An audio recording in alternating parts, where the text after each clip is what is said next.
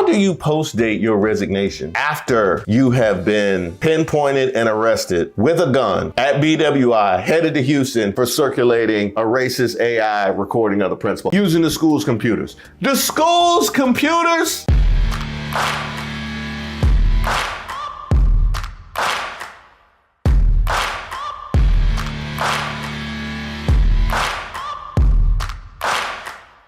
Welcome to an audio edition of Racist of the Week. We expose the stupidity and hypocrisy of discrimination in hopes we can build a more perfect union. And also laugh. As usual, I would like to thank today's sponsor, Racism. And don't forget to like and subscribe to the page, and definitely leave me any possible suggestions for nominees in the comments. Our first nominee, former athletic director at Pikesville High School in Maryland, Deshaun Darien.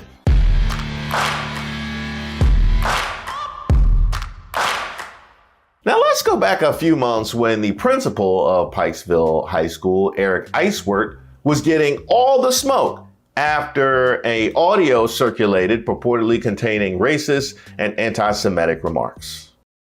I'm the principal here, me and only me.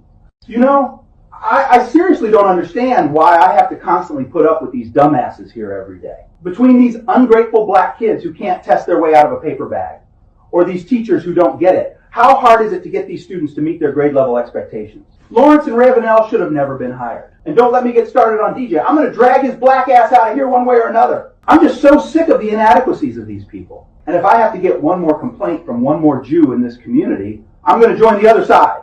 Kathy, I'm done.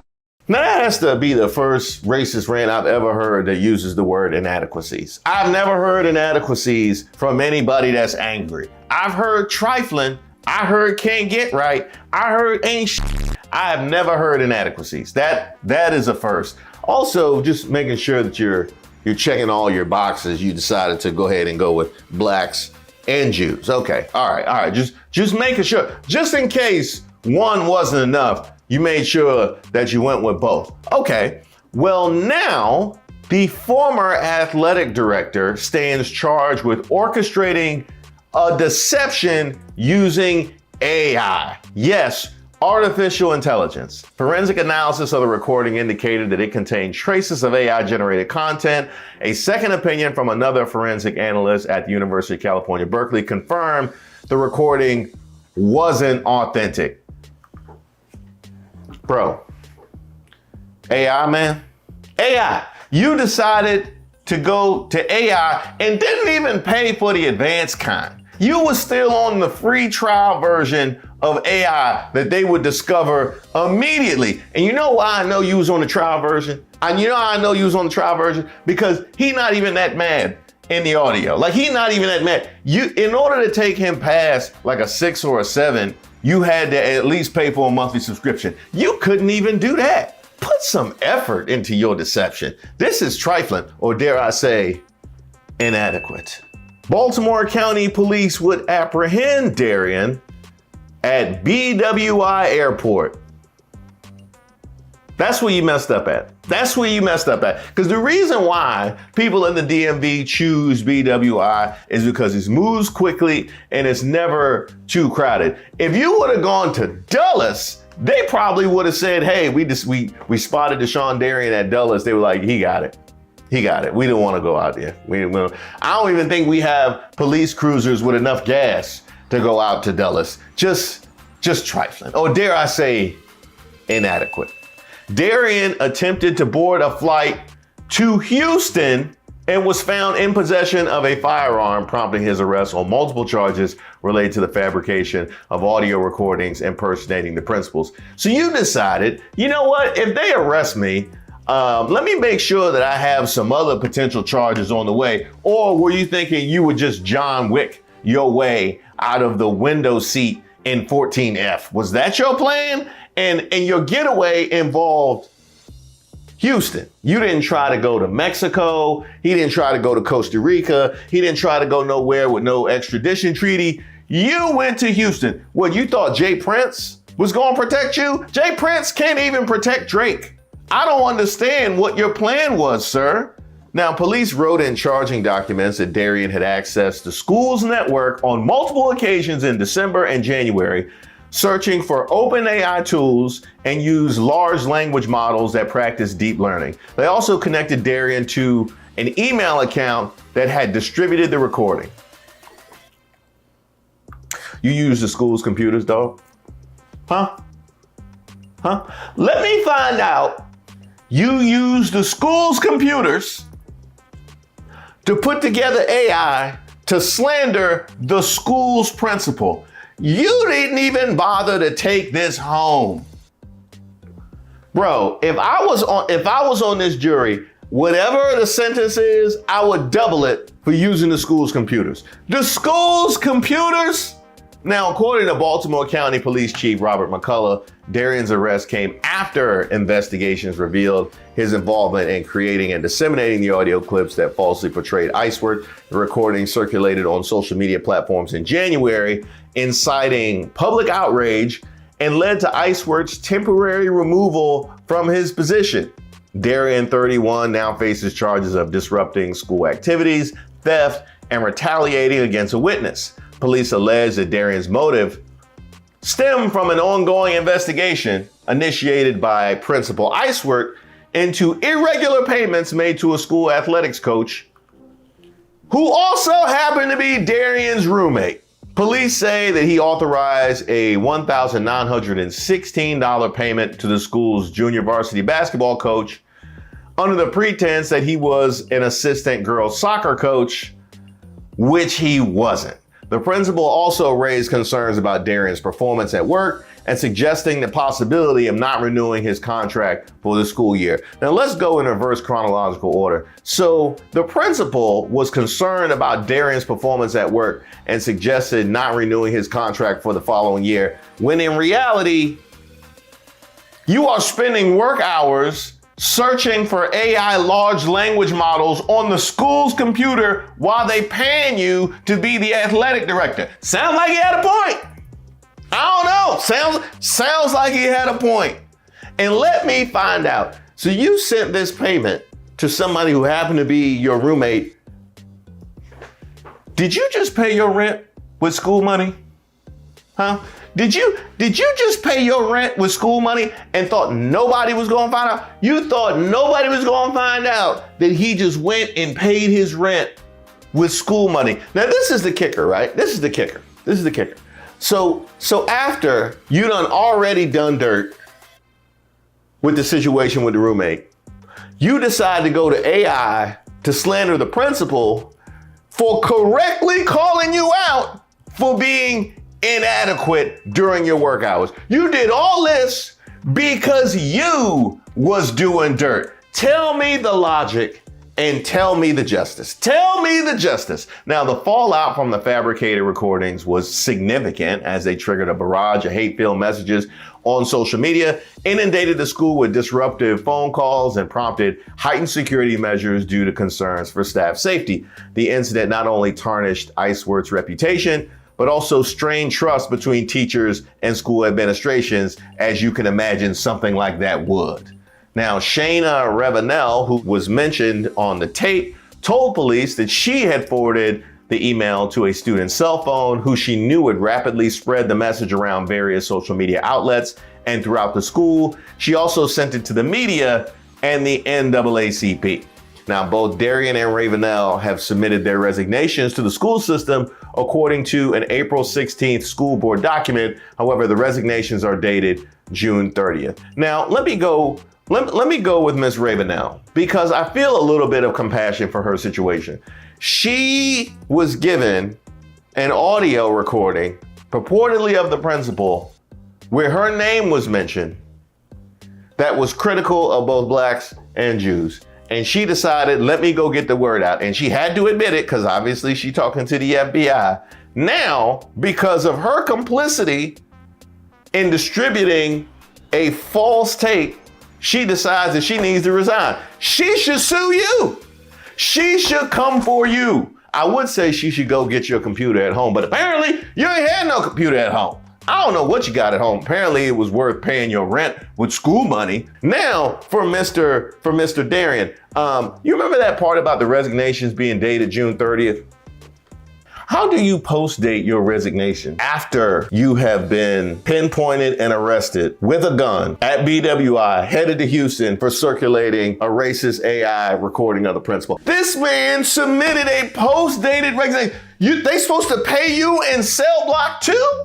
Huh? How much should they dock you for being in cell block 2 while you on company time? Huh? How much should they dock you for that? Now you might be asking yourself, well, I get that it was a false alarm, but if ICER didn't actually say anything, then why would this be Racist of the Week material? It's Racist of the Week material because the next time something like this happens, and we know things like this do occur, we have more than enough evidence to know people having these kinds of sentiments in very powerful positions in all levels of government and our education system.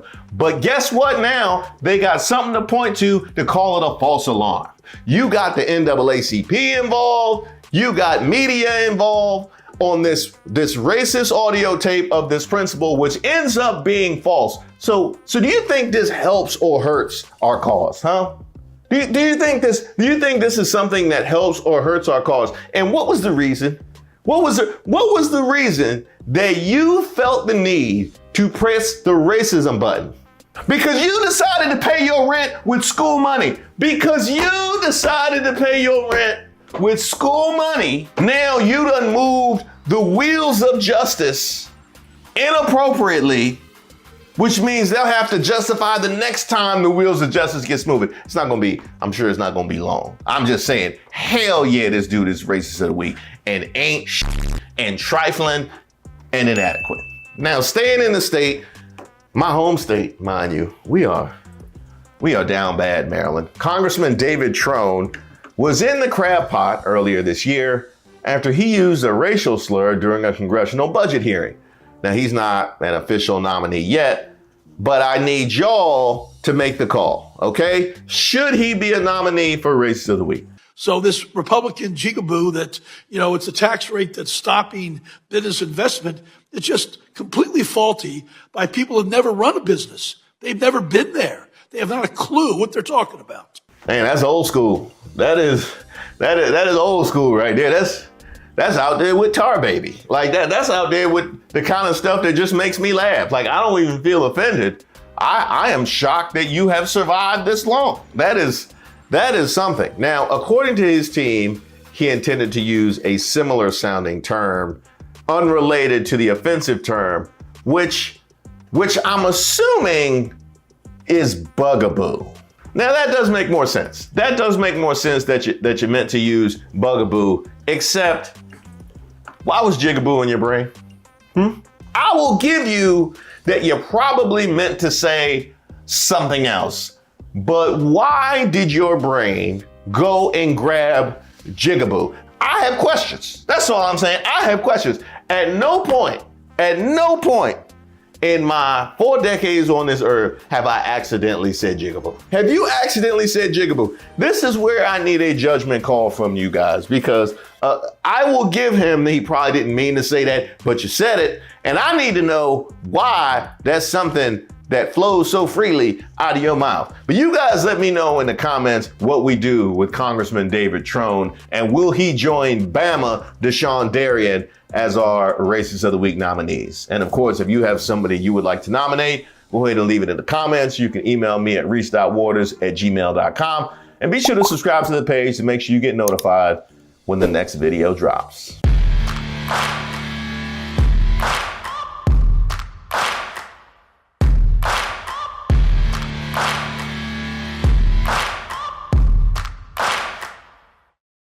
He specifically said, if it's not fair, as you're saying, you have to fight for the right of the country. And just this week, he said that he won Wisconsin falsely, Senator. So again, to the point, you voted to certify the election results of 2020. It's the exact opposite of what you said and did after 2020. Why would you want to be on a ticket with someone where there's such a fundamental difference?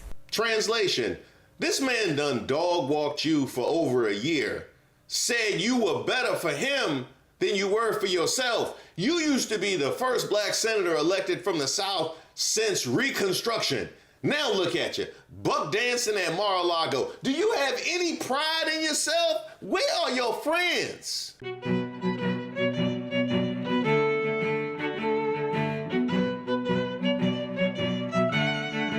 Hi, welcome to Street Politics. I am Reese Waters. Don't forget to like the video and subscribe to the page. So you remember the last time we checked in on Donald Trump's black friend, Tim Scott? It's a shame. It's a shame. Uh-oh. I just love you. Well, this may be hard to believe, but the simping for Trump has gotten worse. You were there for what is being described as an audition to be a potential VP pick with former President Donald Trump.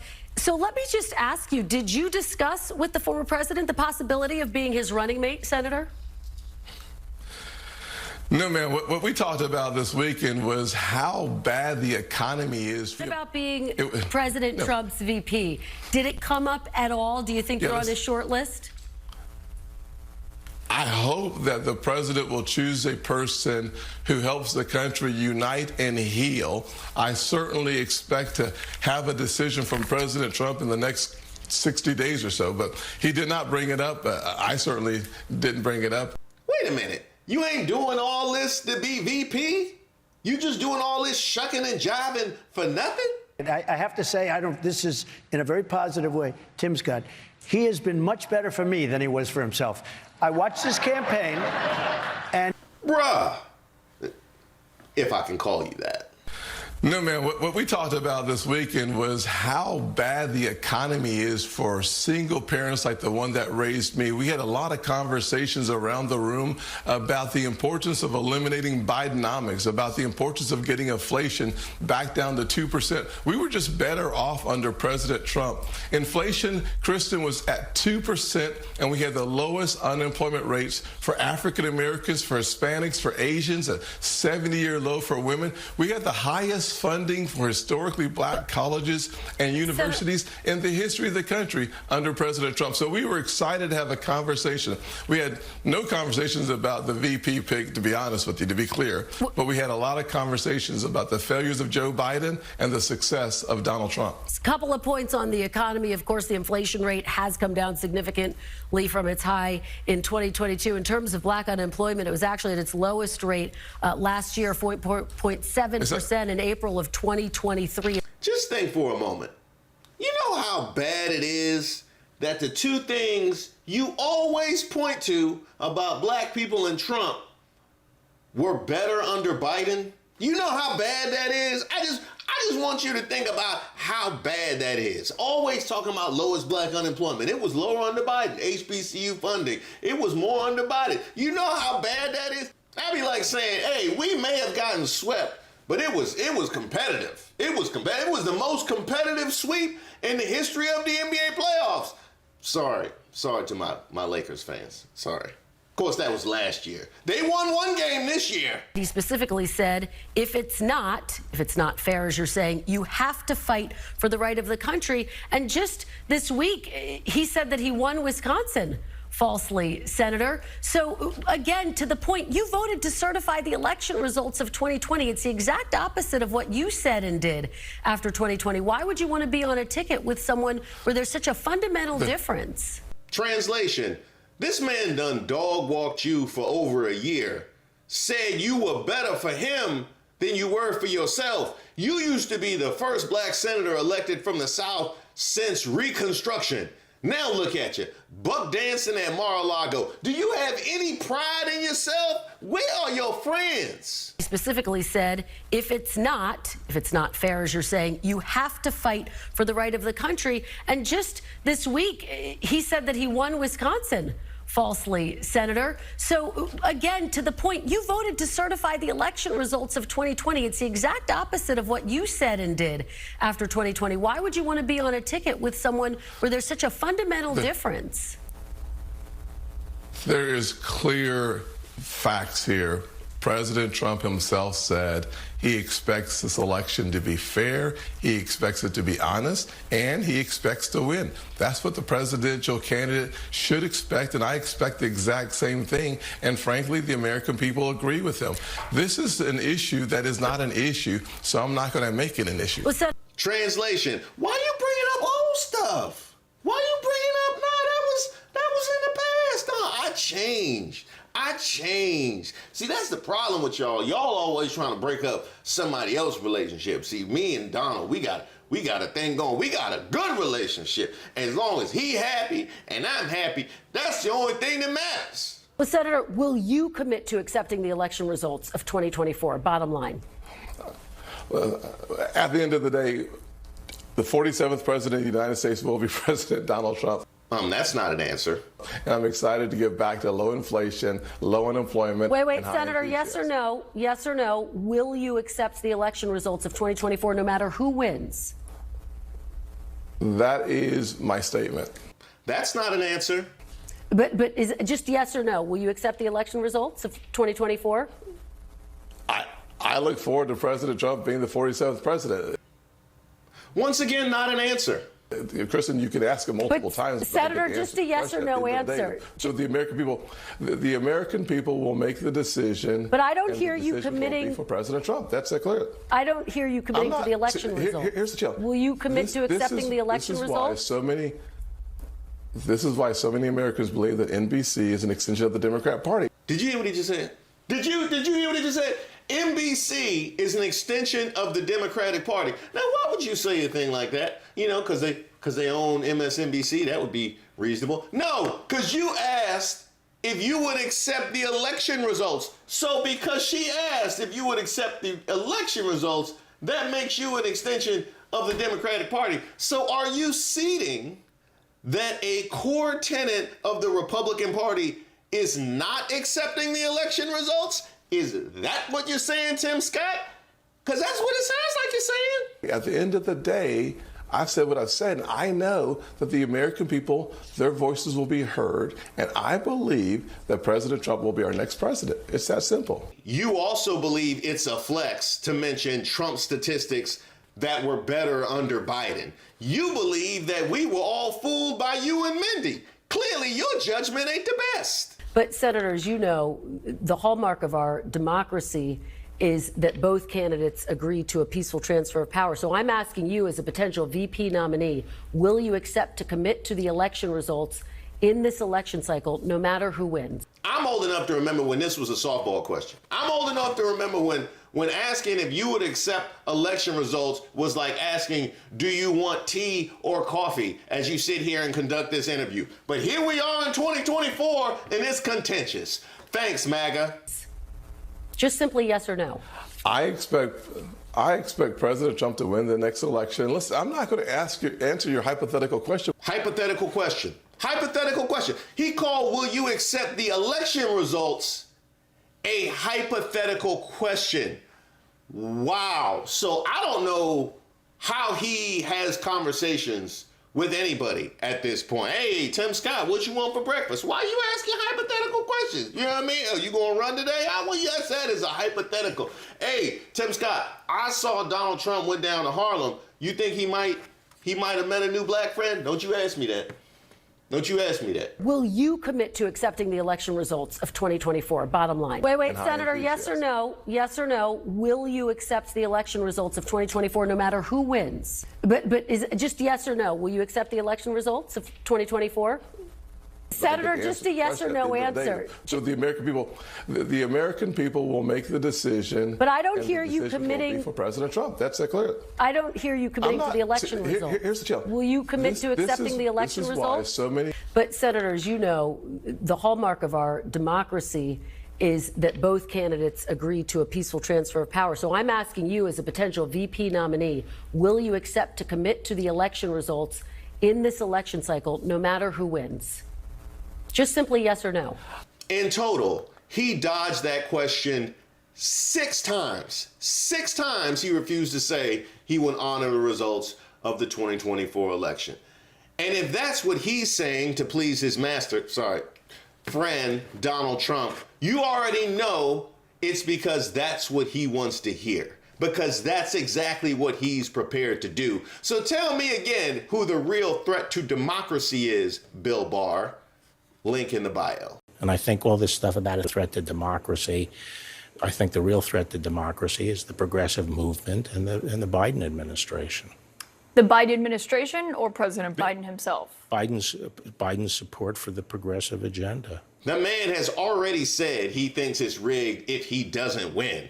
I believe I'm doing well. You know, the polls are all rigged. Of course, lately they have been rigged because I'm winning by so much. I don't want to say it. Disregard that statement. He already admitted his game. He even thought the Emmys were rigged when he lost that. He thinks the trials are rigged too, as if they've been rigging trials against Donald Trump going back to what, the 70s? Because you've been in litigation since the 70s. You had a line of people to get paid by you since at least the early 80s.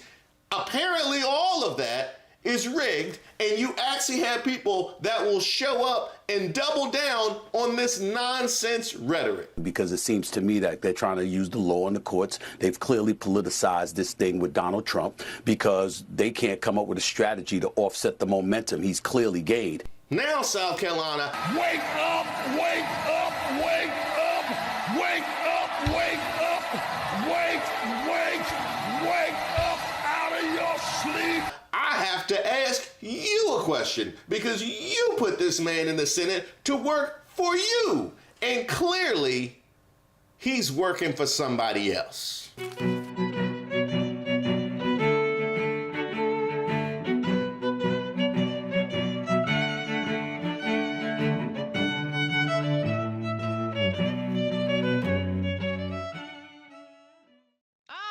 This is a nice one. Is Laura Trump as stupid as she appears to be? What is it that's stupid? Let me ask you that. Well, let's find out. We have lawsuits in 81 states right now. We now have the ability at the RNC not just to have poll watchers, people standing in polling locations, but people who can physically handle the ballot. They used to refer to Lara Trump before she married Eric as Horseface. Man, just run the intro.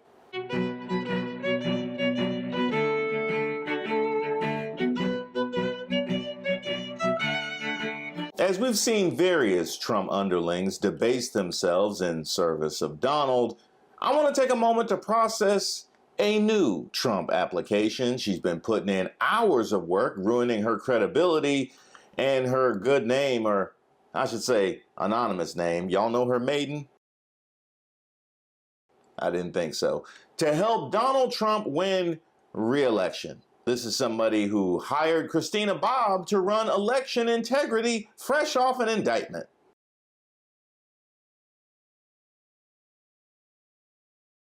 She's even out here attacking Trump's attackers. Yes, if you want to look at a family, and I'll say a man in Donald Trump who has had nothing but misinformation and disinformation, as they like to say on the other side of the aisle, thrown at him every single day. I mean, there's never been anyone in history, I don't think, that has taken as much incoming as Donald Trump. And if anything should endear her to Donald, it's her lack of knowledge of U.S. history. Theirs was much worse.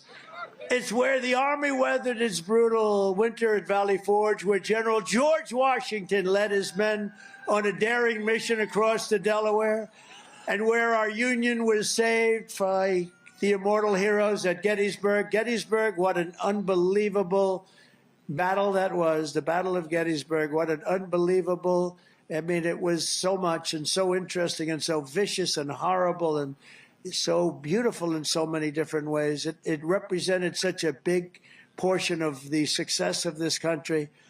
Gettysburg, wow. Who cares that multiple presidents have been assassinated? Yes, if you want to look at a family, and I'll say a man in Donald Trump who has had nothing but misinformation and disinformation, as they like to say on the other side of the aisle, thrown at him every single day. I mean, there's never been anyone in history, I don't think, that has taken as much incoming as Donald Trump. Laura, what else can you tell us? We're going to have lawyers in all the major polling locations across the country. We have lawsuits in 81 states right now. 81 states, you say? Having no idea how many states or jurisdictions exist in a country your committee is trying to take over is downright Trumpian, as is thinking it's a flex having that many lawsuits. I don't know anybody who brags about having 81 lawsuits other than a Trump. Hey Reese, how you doing? I'm good, man. I got 5 lawsuits filed against me last week, and I filed another 10. Now, if you really want to be a Trump, Laura, what we really need you to do is get with some D-list celebrities, like preferably somebody with a scandal that's going to alienate people. All right, Paula, what are we having for dinner? Well, let me tell y'all something. I agonized over what to cook. Oh, really? I agonized, not We're knowing that. easy, Paula. Why? And you know what I decided, y'all? I decided that when people hear my name, they think of Mama's cooking. Nice work. Now, I do have to subtract points since Paula Deen didn't go with slurs in the video, which I'm kind of surprised she didn't since it's such a big part of her vocabulary.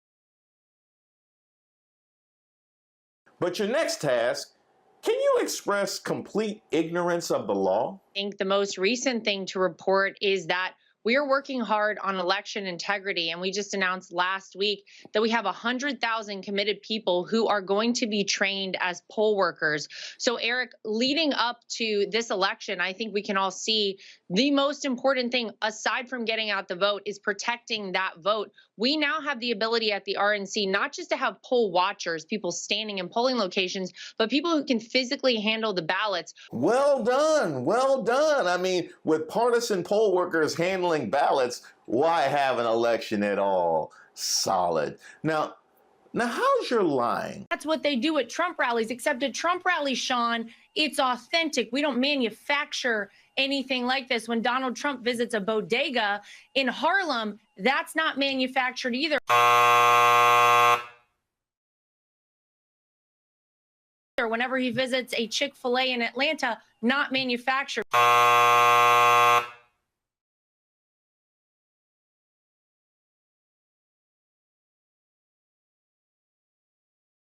Sensational. But can you scare people? Donald Trump gets in for 4 more years. The jig is up for them. The gloves are off. There are no holds barred here. He is going full throttle. He's not worried about winning another election. It's 4 years of scorched earth when Donald Trump retakes the White House. Now that is exactly what most sensible people, including the moderates you're trying to attract, want to hear. Now, do the people interact with you? Can you move them to action? Okay, next question. Oh, this is a nice one. Is Laura Trump as stupid as she appears to be? What is it that's stupid? Let me ask you that, sir or ma'am. Now that's a Trump right there. Now that's a Trump right there. That is a Trump. I'll be honest, Laura, your Trump resume is impeccable, but I don't know. Something's missing. Like I can't put my finger on it. Like Donald had the Access Hollywood tape and the comments about Ivanka. You got anything off-putting that nobody asked to hear? Ron, I have a question. Is it legal to do? Yeah, well, they say sodomy is illegal now. Yeah, in the Bible. Is it legal in the Bible to do that? Like with your husband, of course.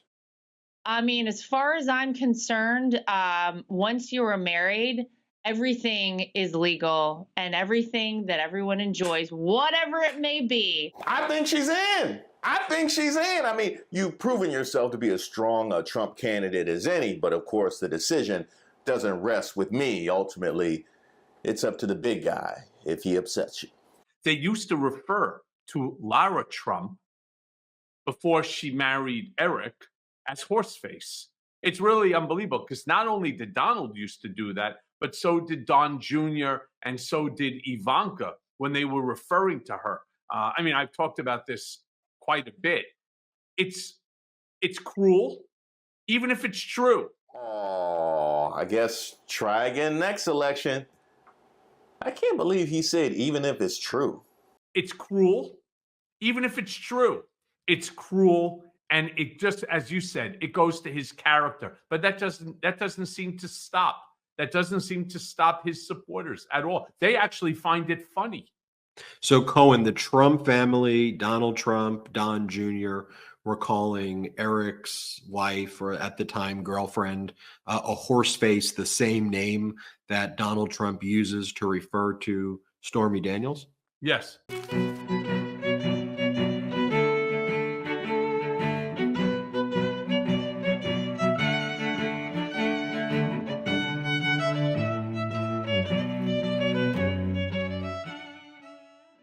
is a single person that wishes to come forward and to say that I mistreated them. Everybody black, pretty much everybody black, like past or present. Everybody black, even imaginary black people, like the people from the kids from the Boondocks and Granddad.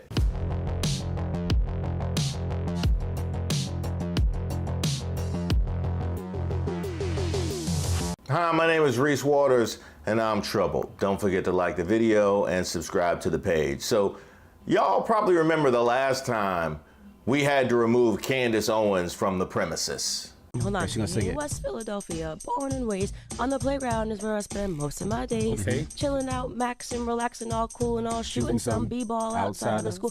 When a couple of guys, they were up to no good, started making trouble in my neighborhood. I got in one little fight. I am having the blackest week ever. No. We are not doing this. Links to those videos are in the description, but it had been a while since we heard from Gabrielle Confederacy, aka Candace Owens. I thought she might have gone away. And then I saw this. And I thought, wow, maybe she has finally seen the light and is trying to make amends the right way for her baby shower, amongst other things. But then I pressed play. All right, I don't think I have done a live on Twitter or live on X rather in such a long time that you obviously have to know that this is something that is really upsetting me for me to be able to jump on here. I think I have, when I say tried to take the high road over the last couple of months to the point that it has given me a nosebleed. You think when Candace Owens gets a nosebleed, like what color? Does it come out white? Or like, does it come out black? Is that where the black, it's on the inside? It's on the inside? Inquiring minds want to know. I have like nothing left here, and there is so much that I would like to say, and there is so much that I am fighting for my right to say, but today I just feel like we crossed into another territory. Everyone can see what's happening. Everyone can at first see the public attacks on me over my, I shouldn't even say it's a belief, just the truth that Christ is king, and something that I will never stop saying as a Christian, nothing that I will apologize for. Yes, the rampant persecution of Christians. Yes. It is the Christians that are being persecuted, right? Like the ones that want to codify America as a Christian nation. Though they are the ones that are being okay, I understand. Not the Muslims, no, not even the Jews, no, it's the Christians. Got it.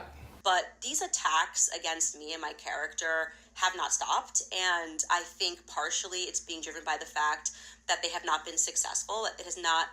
There's obviously a very real attempt to smear and to libel me out of existence, to make my audience not want to follow me anymore, and there is an entire network working behind the scenes to make that happen. But a couple of days ago, my PR person received a tip from someone that a Daily Mail journalist who I had never heard of was asking weird questions about me, like basically working on a hit piece. Now, I want to be clear here.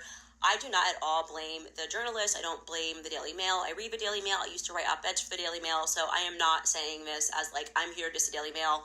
I understand that when somebody is leaking stories and claiming to have an inside track or some inside knowledge about someone, it is tempting for a journalist to get involved. But to this level, I've just never seen anything just more fictitious and made up. And someone that is going to publish something or thinks that they have a story here when everything that they have learned has been wrong. Wait, so you mean to tell me that people are trumping up charges in order to make a case against you that you don't feel like is right? Tell me more. So I'm going to read you the email that I received from this Daily Mail reporter, because we were like, what is this about? Like, actually, could you possibly be writing about that hasn't already been written about me leaving the Daily Wire? Well, here's what they wrote. I am currently writing a story focused on how Candace Owens came to leave the Daily Wire. Oh, okay. I wonder what or who is behind the story. Any response, either in an official statement or from sources close to Candace on the following information would be greatly appreciated. We have heard from multiple sources that Candace's dismissal from the Daily Wire was in large part, quote unquote, financial. That her show just wasn't making the company enough money to justify continuing her employment. It is also claimed that she, quote unquote, blamed producers for her show's failures and that she refused to work with certain advertisers.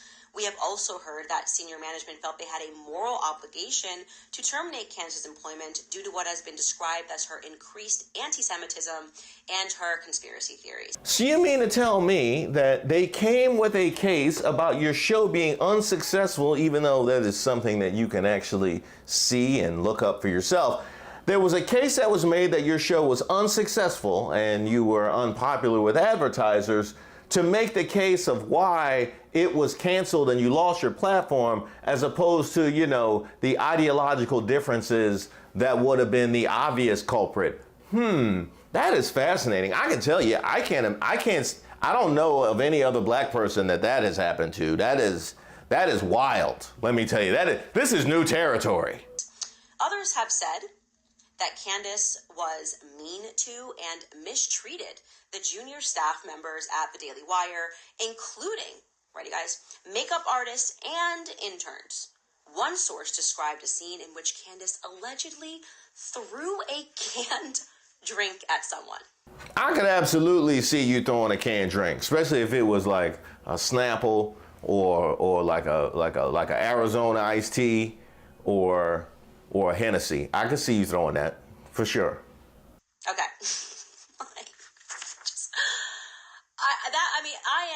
This is sending me. I'm now throwing canned drinks at employees, mean to junior employees, yelling at the makeup artists. Separately, what would Candace say to claims that she has been homophobic and anti-Semitic, particularly on her social media, and that she has peddled conspiracy theories? So here is what is clearly happening. The attacks on me over me not backing down on being a Christian are failing. So now we're just moving to full-on character mischaracterizations. Wow, you mean to tell me they just assassinating your character for no good reason? Wow, that is crazy, because I could have sworn you were Miss Always Comply and whatever the people say about you has to be true, right? I thought you were Miss There's No Deeper Context. So I don't know what you're asking me to do here. Like, you are asking me to not believe the things that they're saying about you? I mean, don't you always believe the things that are said about us? I'm gonna go with them. I have worked in politics for now 8 years. If you think that if there is a single person that wishes to come forward and to say that I mistreated them, I welcome you to do it. Let's see. I will come forward. My mama, my dad, my sister, let me see, my cousins, my grandma, Frederick Douglass, Sojourner Truth, Huey P. Newton, Snoop Dogg, let me see, Gayle King, Oprah, Tweet, Omarion, Jay-Z, Beyonce, Solange, Barack Obama, Michelle Obama, Malia Obama, Sasha Obama, Maya Angelou, Chris Brown, Quavo, Hakeem Jeffries, Ayanna Presley, Jasmine Crockett, Smokey Robinson, 50 Cent, Rick Ross, Kendrick Lamar, Kyrie Irving, Jaylen Brown, Anthony Edwards, everybody black. Pretty much everybody black. Like past or present. Everybody black. Even imaginary black people, like the people from the kids from the Boondocks and Granddad. Oh, and definitely George Floyd's family. See, you even mentioned them and here they come. I am the exact opposite human being. This is the most absurd thing that I've ever read in my entire life. The idea that I threw a canned drink at someone and it was fine and it just flew, like that employee didn't have a lawsuit that they could have, like, it is literally just invented in someone's head as part of a character attack on me. Now, I will tell you this, I am unbelievably close to my team at the Daily Wire. I am still close with my team at the Daily Wire. I still speak to my team at the Daily Wire. In fact, this past weekend, I was at the wedding of the most junior person at the Daily Wire, this young girl named Markella, who I absolutely love to work with every day. The makeup artist left the Daily Wire with me and is still working with me. Her name is Evelyn. My producer, my executive producer, I had the same one for the entire time I was at Daily Wire. She is on maternity leave, and when I just called her and told her this, she was like, nobody contacted me for this story, and I am your executive producer. Like, who is planting the story? Right? So I am not going to speculate because I don't need to speculate. I think everybody can see clearly what is happening here. Everybody knows what is going on here. And we're getting to the point where this is just torturous interference. This is basically like, I want to make it so that nobody will work with you. And since I know that Candace is a really hard worker, and I know that people actually love her, that her entire team loves her, we're going to pretend it's the opposite so that other people who might want to work with her go, maybe not. She's like throwing canned drinks at people. She just gets angry at makeup artists and just like throws a soda pop. She's just like, take this Coca-Cola. I don't like the way my lashes are done today. That is the actual phase that we are at now, in the absolute desperation to defame me and to tarnish my name for the simple fact that I won't be apologizing for saying Christ is King. Christ is King, my friends. We're saying Merry Christmas again, and we're saying Christ is King, okay? So go on. Write the article. I responded fully and gave them proof and contacts of every single person on my team that they could speak to directly. Shockingly, they didn't contact not only my producer, my associate producer, the junior associate. Nobody that actually worked on my day-to-day team for 3 years was contacted. So who's leaking this? What do you guys think? Who do you guys think is leaking this story, suggesting that I would ever mistreat an employee ever? It's not in my DNA, okay? You guys know I'm my granddad's girl. Like, my grandfather was a janitor that swept floors. The idea, the concept of me treating someone badly that is an employee, I would rather die into myself. I could definitely see you treating someone badly. In fact, most of what I know about you is treating people badly and never listening to what more may be going on. So, off. I have the opposite problem. I'm actually too nice sometimes. It's not easy for me, even when people, should be reprimanded. I usually pawn that task off to my husband because I don't like to do it. It makes me uncomfortable. I want people to be happy. It's why nobody ever leaves me. This is why the people that work with me have worked with me for years, like actual years. From my creative director to my assistant, who's now my manager, people stick around because I treat them well. And I take a lot of pride in that. Okay, once we put aside the creepiness of that's why nobody ever leaves me. Ooh, that was Fatal Attraction. This actually explains a whole lot. The fact that you feel like I am just too nice. Like I never could treat anybody in a way. I don't even like when somebody needs to be addressed, I pawn it off to my husband. That actually explains a whole lot, because if that's the way you are on an interpersonal level, I can only imagine how far and how fast you will run away from, whole systems of abuse that need to be checked. Of course, I just want everybody to be happy. Of course you would go along with all the white supremacist bull. You just explained yourself perfectly. And in doing so, actually probably exonerated yourself from this whole thing, but it also made it so that there's absolutely no hope for you. Forget the part about saying I'm anti-Semitic, racist, that's just like it's 2024. You got to catch them all. You're being called that every week. But to suggest that I would ever treat people badly, I'm not going to stand for that. I'm literally just not going to stand for that. So that's it. Christ is Lord. And I just wanted to update you guys on that. And like I said, I am fighting for my voice. And when my show comes back in a couple of weeks, I'm gonna breathe some fire like a dragon, because to me, it's just time. And I, again, have tried to be so calm and take the high road and allow everybody to be speaking about me and speaking about my life for months, but this is just a bridge too far. I mean, you could call me anti-Semitic. I mean, you could call me a self-hating black woman. You could call me all the, but I didn't throw no drink. No, I did not throw that drink. Don't say anything, ever say anything like that about me. Not to mention the fact that she said she's coming back, and I thought we were through. That's why I'm troubled.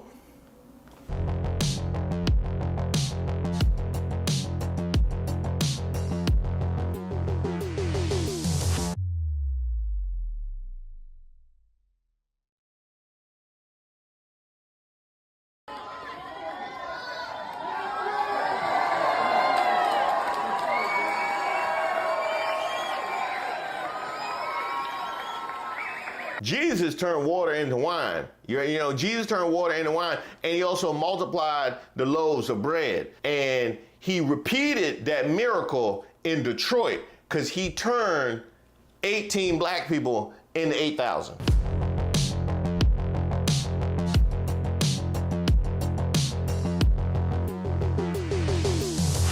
All right, don't forget to like the video and subscribe to the page. My name is Reese Waters, and I'm troubled. Now, we've seen Trump's previous black voter drives. There were the AI photos. There was the shoes. Of course, there was the indictment. I love that mugshot. I love that beautiful woman right there with the mugshot. And who could forget the free chicken? Come here, let me give you a hug.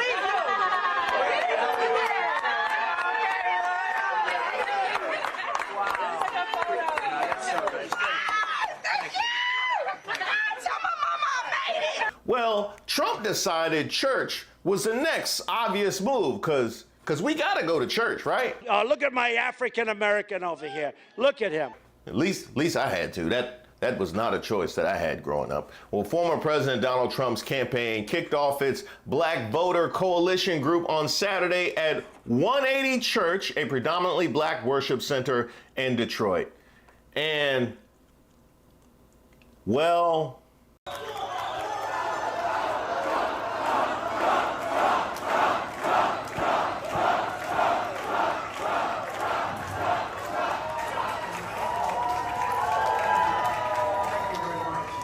wait, let me see that again.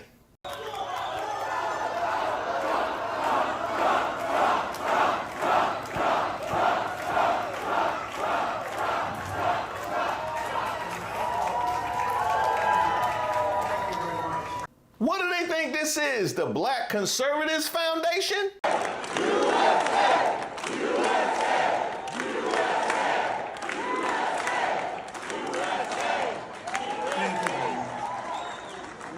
Oh, y'all remember? Okay, you know what? Maybe this was just a bad shot. Maybe they just particularly captured all the white people that were there in that one particular shot. I need a wider view. All those galleries in front of every picture who painted what period it represented. I was always listening to all kinds of different music and really supplemented my education. That was not better. But you know what? That's your problem right there. We ain't showing up to hear no Ben Carson. That's where you went wrong at. At least Herman Cain used to bring free pizza. And shame on you, Ben Carson, stumping for Trump after we got evidence about what Trump planted in the Inquirer about you during the trial.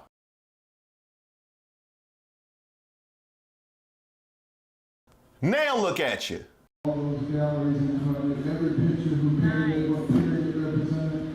In addition to the former Secretary of Housing and Urban Development, there was also Representative Byron Donalds, because of course, and also John James. During the event, Trump hinted at Donalds being a potential vice presidential candidate, asking the crowd for their opinion and noting his high ranking on the list. And why not? A black man yearning for Jim Crow is hard to find. Well, at least it should be. I'm sure Tim Scott would sign up if you could understand his answer. But Tim, Byron, let me holler at you for a second.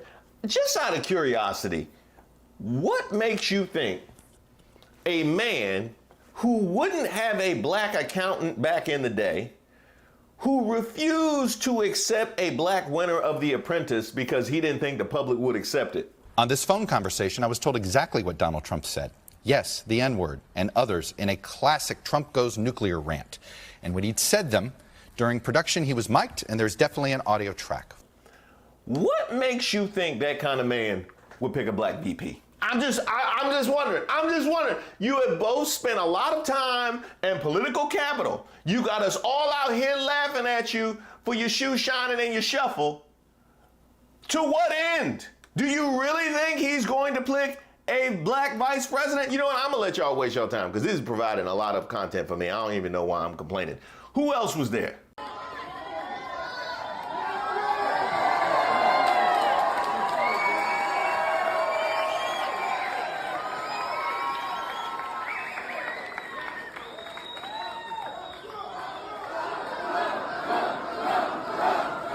Oh, so they just put all the black people on stage? They just went and rounded up all the black people and put them on stage so they could have a nice little photo op? That wasn't obvious when they decided to do that? And what did you tell the people to get all the black people to go up on stage to make sure that you were making a show of the fact that they were there, acting like we shooting a college brochure or something like that? That is crazy. Even American Airlines wasn't this obvious. By the way, we have seen incidents like this before where the black for Trump events just get totally infiltrated and mobbed because they couldn't have found enough black people to fill it out.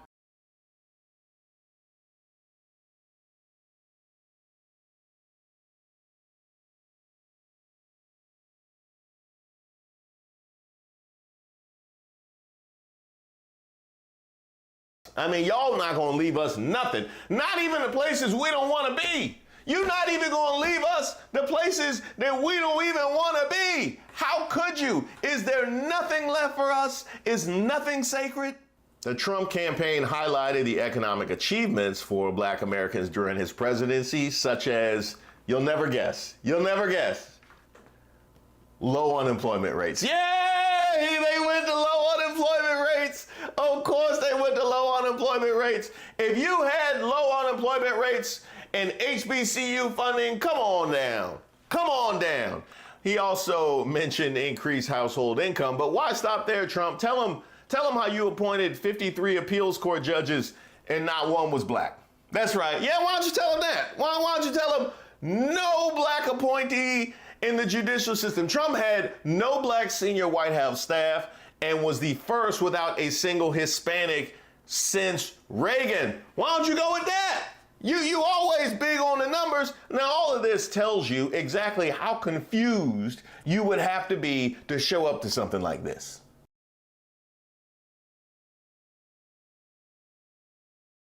That's right, confused as a guy in a Blacks for Trump t-shirt holding a pride flag with Confederate bars. That confused. Who authorized this anyway? I need to know who authorized this event. Like, who is the pastor?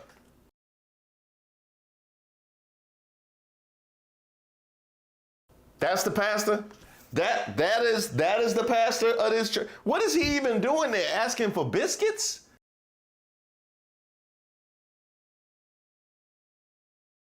Oh, I get it. He's selling t-shirts. And they look just as unseasoned as I thought that they would. This is sad. They didn't even have enough black people for a choir.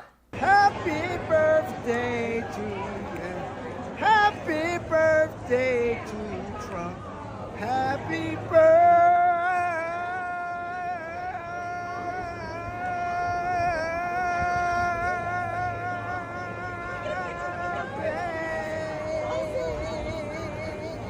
I absolutely refuse to believe that black people did his hair. Absolutely not. I refuse to believe black people did his hair. No way they would have let him leave that dry. He must have came to this event because he knew it was going to be a bunch of white people there and said, I need a re-up. You know, I need a re-up. Something about him did look kind of familiar though. A person that comes to your aid helps you all the time, and then when he really wants to come to your aid, suddenly he's a racist. When he was the first one to say that black people matter to him, he said it directly to me I'm sorry about that.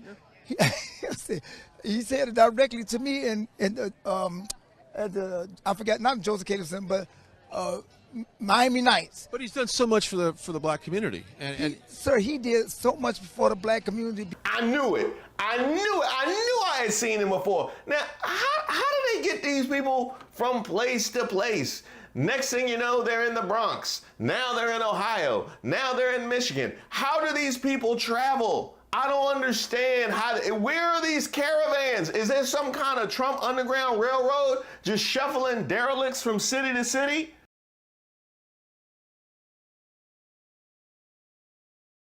Now, Trump's initiative is seen as an attempt to match the black outreach efforts of Biden's campaign, which recently launched its Black Voters for Biden-Harris group in Philadelphia.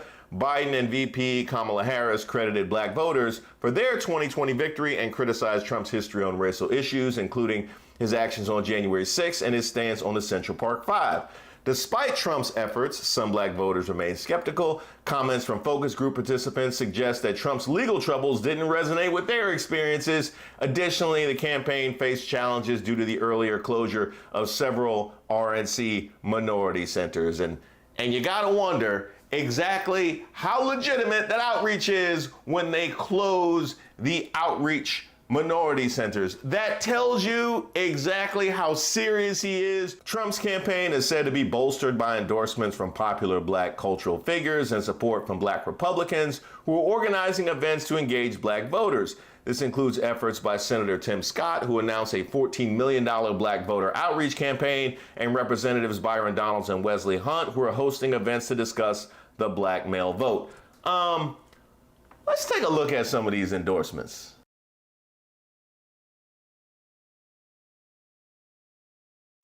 Oh, I miss 1988. I really do. That was a marvelous year.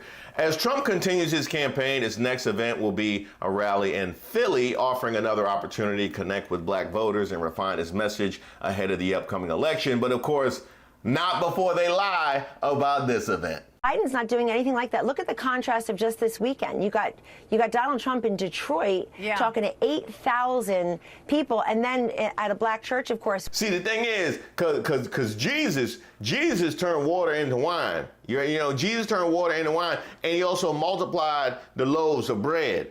And he repeated that miracle in Detroit because he turned 18 black people into 8,000. That's what it is. He turned, it was 18 black people and a couple was biracials. So it was 19 and a half black people, and he turned it into 8,000. It was amazing. It was incredible.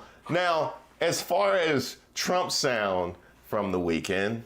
He doesn't even know what the word inflation means. I don't think if you gave him a quiz, I think he should take a cognitive test like I did. I took a cognitive test and I aced it. Dr. Ronnie Johnson, does everyone know Ronnie Johnson, congressman from Texas? He was the White House doctor. And he said I was the healthiest president he feels in history. So I liked him very much immediately. In fact, he said if I didn't eat junk food, I would live to 200. That's what he said. But I said, Ronnie, should I take a test? He said, well, you know, it's Walter Reed. It's sort of a public hospital. If you don't do well, they're going to find out about it. I said, well, you know, like I'm a smart person. How tough is it? He said, it gets very tough as you get to the middle of it. And I did something that he's never seen done. I aced it. I got every question right.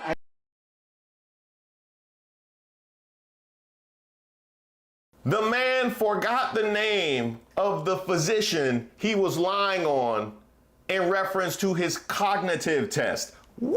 I can't wait for the next MAGA So Crazy. I cannot wait for the next MAGA So Crazy. And by the way, if you missed the first roundup of all the craziness of MAGA, I'll put that link in the description as well. I'll put that out on Friday.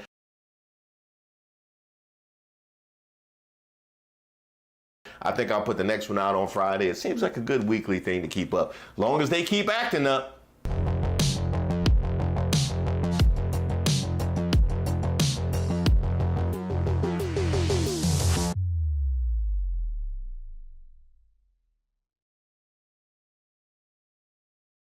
I would like black kids to be completely empowered, to know that they are beautiful in their blackness.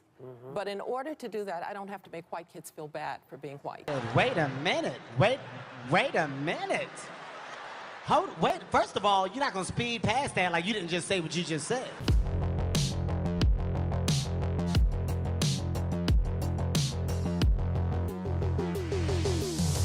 Don't forget to like the video and subscribe to the page. My name is Reese Waters, and I'm troubled. Here I was minding my own black business, perusing YouTube, and I see Condoleezza Rice destroys The View on DEI. Condoleezza Rice leaves them stunned and silent on CRT. And I went and checked out this video. It turns out that it is 2 years old. I have no idea why it has all of a sudden taken the right-wing blackosphere by storm, but I went and watched the video anyway. And you know what? I'm really glad that I did, because it was so instrumental in pinpointing exactly what my problem is with black conservatives. Let's check out the video. She opens up, coincidentally, talking about January 6th. First of all, let me be very clear. I said at the time, January 6th was wrong. I called it an assault on law and order and an assault on our democratic processes. So full stop, it was wrong. Law enforcement will determine what happened there, and those who violated the law ought to be punished. Now, I think what Senator McConnell may be referencing is, yes, it's time to move on in a lot of ways. I'm one who believes that the American people are now concerned about their what we call kitchen table issues, the price of gasoline, inflation. We ought to move on to the next generation, move ahead and deal with the American people's issues. Well, it's going to be kind of hard to move on when he keeps bringing it up. Well, thank you very much. And you see the spirit from the hostages, and that's what they are, as hostages. They've been treated terribly and very unfairly, and you know that, and everybody knows that. In fact, they've said so much that MAGA is now having trouble defending their own rhetoric about January 6th. But you can't police people for being anti-Israel or pro-Israel. You can police people for violating the law, and we have seen some of that with some of these protests. Okay, so you agree that people who break in and vandalize a building should be prosecuted? Exactly. Okay, I'm just checking because you did help raise money for people who did so on January 6th. It's also kind of funny you keep saying, we'll get to the bottom of it, we'll get to the bottom of it. It's really politically expedient for Mitch McConnell to say, let's move on, let's move on. The problem is that past will become prologue if we don't find out exactly what happened January 6th. And we will. So it's not time now. We will find out. We must find out before moving on. We will find out. But I'm going to tell you, I live in California, not Washington, D.C. And the American people do have other concerns that we ought to be thinking about and talking about. Respectfully, and Madam Secretary, I think let me finish now, Sonny. I also know that as a government and as a country, we've got to be concerned about the things that are making life hard for Americans and hard for American families. When the other hosts say, oh, we need to get to the bottom of it, and we will. When is the moment when it's okay to start investigating to get to the bottom of it? But you know what? I do see where you're coming from, because who wouldn't want to just move on? In fact, there isn't a sad day in America that you wouldn't want to just move on from, right? Like the Civil War or Jim Crow or the Chinese Exclusion Act or Japanese internment camps, Trail of Tears. Let's just move on. America needs to move forward. We need to focus on the things that are affecting us today. You wouldn't happen to have been in the Bush administration, would you? Oh, you were. That's right. You were in the Bush administration. Now all of a sudden it makes perfect sense, because like with the WMDs and the war in Iraq. Let's move on. We want to focus on gas prices. That makes a whole lot of sense. And you know what, Condoleezza, I actually did a little bit of research, and I found out, I don't know if you know this, but 100% of criminals in prison right now have been convicted of something that happened in the past. Let's just move on. You know what I mean? Let's just move on. You know what I mean? Look, we need to focus on the things that are affecting Americans right now. First of all, parents ought to be involved in their their children's Yes, they should. education. Their children are in school 7 hours. That's a very formative period. And I think parents ought to have a say. We used to have parent-teacher conferences. We used to have PTAs. There are lots of ways for parents to be involved, and they should be. The parents are involved. They're banning books. And I mean, if you can't trust Mothers for Liberty to discern what's right for your child, then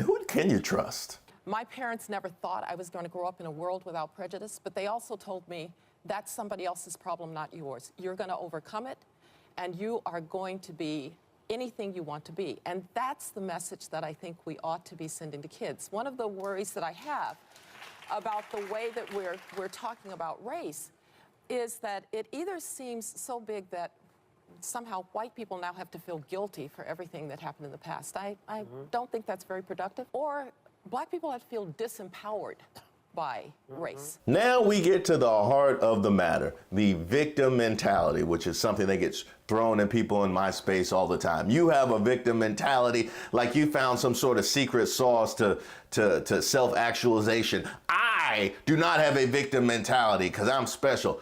Here's the crazy thing. A victim mentality is a choice and is completely independent of acknowledging societal reality. I know it's crazy because of how special you convince yourself that you are. I know it's crazy. You can do both. You can acknowledge societal inequities without having a victim mentality. I know it's crazy. I know it's crazy. Just look at my own life. And I mention this just as a point of fact. But I went to one of the most prestigious high schools in America, certainly one of the most prestigious ones in Washington, D.C. I went to Columbia University where I was an economics major. I decided to go into comedy. I appeared on Comedy Central, David Letterman, Craig Ferguson. I decided to go into sports. I appeared on ESPN and NBC Sports. I decided to go into news and ended up here in D.C. at the CBS affiliate. And here I am right now podcasting, doing YouTube and all that good stuff. Does it sound like I have a victim mentality? Huh? Does it sound like I'm sitting around feeling bad and sorry for myself? Does it sound like that? Does it sound like I didn't aspire to great things? But apparently acknowledging societal trends going back hundreds of years means you have some sort of victim mentality. And the other thing that's kind of funny is that when people that have accomplished something speak in this space, say Colin Kaepernick or LeBron James or even Jamel Hill, what's the thing people toss out at them? Well, if America's so racist, look how good America has been to you. Oh, so people that have accomplished something can't speak on this because America has apparently been good to them. But then when people that you feel like haven't accomplished as much, they have a victim mentality. That's a trick bag. That's the trick bag. That is the trick bag. We're not going to hear from people if you haven't accomplished to a certain level because you have a victim mentality. But by virtue of your own success, no, I will not listen to the people that have accomplished something who feel the exact same way. That's a nice trick. Now, I want to go back to something that she said earlier. My parents never thought I was going to grow up in a world without prejudice, but they also told me that's somebody else's problem, not yours. Now, this makes a whole lot of sense because as a parent, I understand communicating to a child to lift any ceiling that she may perceive that she can do anything and it's somebody else's problem. But the reality is that it's all of our problem. Like, imagine if every black parent told their child that's somebody else's problem. Like, on an individual basis, you would feel empowered, but what you're also doing is abandoning the struggle for true equality and leaving it to the rest of us. That's a very I'm not black, I'm OJ way to view life. Look at our freedom fighters that we've had throughout history. Just pick anyone that comes to mind. Shirley Chisholm, Frederick Douglass, Sojourner Truth, Medgar Evers, Fred Hampton, obviously MLK. Just think about their parents telling them that yes, society has not been fair to our kind, but that is somebody else's problem. Imagine where we might be today if not for people like that who took it as all of our problem and decided it was up to them to do what they could to make things better for their kids, as opposed to just telling them it's somebody else's problem. Oh, but I forgot. It's magically fixed now. I forgot that it's magically fixed now. I totally forgot that we solved racism. When was it? 1987. Yeah, I forget that we totally solved racism in 1987, and now we don't need to talk about it. We just magically, people been racist since the dawn of man. Men have been tribalists and have sought ways to exclude other groups since we first set foot on the earth. But all of a sudden, today, it's over. I would like black kids to be completely empowered, to know that they are beautiful in their blackness. But in order to do that, I don't have to make white kids feel bad for being white. It goes back to how we teach the history. That's what I'm saying. We teach the good and we teach the bad of history. Yep, but right. what we don't do is make 7- and 10-year-olds feel that they are somehow bad people because of the color of their skin. We've been through that, and we don't need to do that again. Okay, this is the second time we mentioned white kids feeling bad for their being white. Why do they feel bad? Huh? Why exactly are the white kids feeling bad? So is it the behavior of their forefathers was so criminal and savage that their ancestors feel bad, and we are working to evolve society by not acknowledging it? That's it? By not acknowledging it and not learning from it. That is how we move forward from behavior so wrong that their ancestors feel bad. We just gonna turn a blind eye. That's how we learn from it. Those who do not learn from history are destined to move forward. Is that how you believe that goes? Is that how you believe it goes? And that is, if learning and evolving from it is truly the goal, right? Like if the goal is moving forward as a society, then that is the logic that you would take towards that. But instead, it sounds like the goal is let's just move on, right? Your goal wouldn't be a January 6th-ish, let's just move on and turn the page now. Now, would it? That wouldn't be your approach. And it never ceases to amaze me that black people can experience this kind of racism that she talked about on her own. She talked about her own experience with racism. Black people can experience that, but white kids are too fragile to even hear about it. Wow, that is quite a line we are cutting through society. They are so delicate, they can't even hear about stuff that we actually are experiencing. Not actually go through it. We're not asking them to change places. We're not asking them to experience it, but to hear about it. That is too much. You tell me what it does for a kid's self-esteem to know that their experience is something that's too wretched for their fellow kid to even hear about. It goes back to how we teach the history. That's what I'm saying. We teach the good and we teach the bad of history. Yep, but what we don't do is make 7- and 10-year-olds feel that they are somehow bad people because of the color of their skin. We've been through that. How you gonna do that, Condi? I'm just like, how you gonna do that? How you gonna teach the good and bad of history if apparently it just leads to white kids feeling bad about themselves? Like how do you do that? I would love to know how you thread that needle. And I would also challenge you and say, if in fact you have children who do feel bad because of what they're learning in their history class, that is called empathy. We might actually be making steps towards a better society if you have people who feel something when they learn about the crimes of America's past. If not, you just got a generation of kids with no knowledge of history. And you tell me how that impacts how kids feel about themselves without the understanding of the explanation of our current situation. If you have no historical context for the realities of today's America, you tell me how that makes a kid feel about themselves. Oh, well, I guess black people just must be inferior. It's just something in the melanin. It's just inferior. Why do they all live on that certain part of town? Because they got the good basketball courts. Because they got the good basketball courts. That's why the black people all live over there. I don't know why none of them came over here, because it's nice over here and they have good groceries. I don't know why that is. It's just, they just love basketball. Huh, that's funny. That sounds exactly like right-wing media today. We already have that generation raised with no knowledge of history.